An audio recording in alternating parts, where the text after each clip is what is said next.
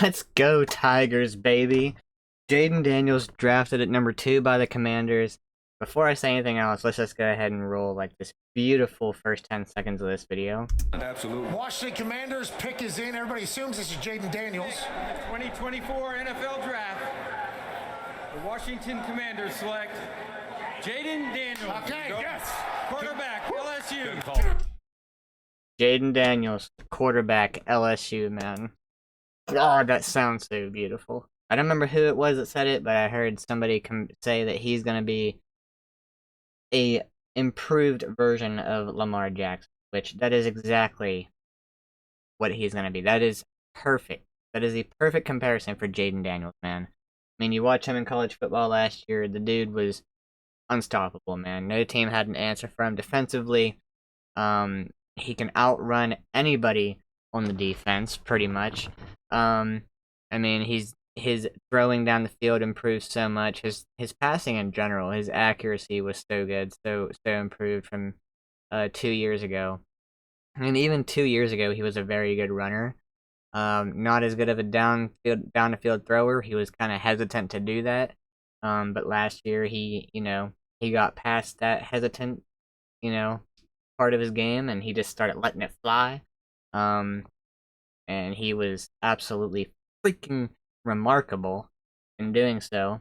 I mean, he was just a nightmare, man. He was a nightmare for defense.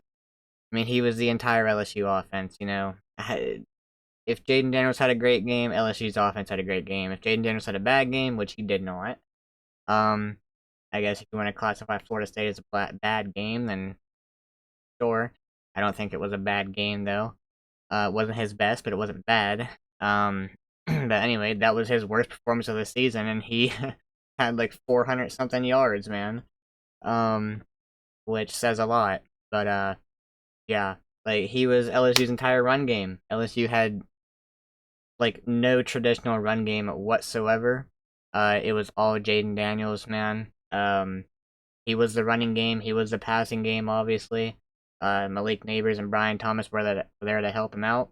He led LSU to the #1 offense in the country. He won the Heisman Trophy. Dude had 50 total touchdowns. I mean, what? There's not enough good things to say about Jayden Daniels. I was listening to Nick Saban talk about him earlier. He had so much high praise for the dude. Um, Giving him compliment after compliment about how Jayden Daniels gave him trouble in the 2 years that he had to face him at LSU, man. I'm gonna miss dude. I'm gonna miss Jayden, man. But he was the #1 quarterback in the draft to me, man. I would have taken him over Caleb Williams. Obviously, Caleb Williams is a very good player. I'm not hating on him. I just I know how good Jayden is, man. I watched that dude. I watched every snap of that dude at his time at LSU, man. Even some of his Arizona State days. He's just that guy, man. I think he's gonna continue to get better, which is scary. It's very scary. I would say the one downside, the only downside, is his size, his weight, which obviously can change. And he doesn't really slide. Sure, he took a couple big hits last year. Those were big hits that could have been avoided. That there was one where he jumped over the middle, like jumped over the line of scrimmage, and he got hit by a linebacker. Another one in the Ole Miss game. I mean, again, could have been avoided, man.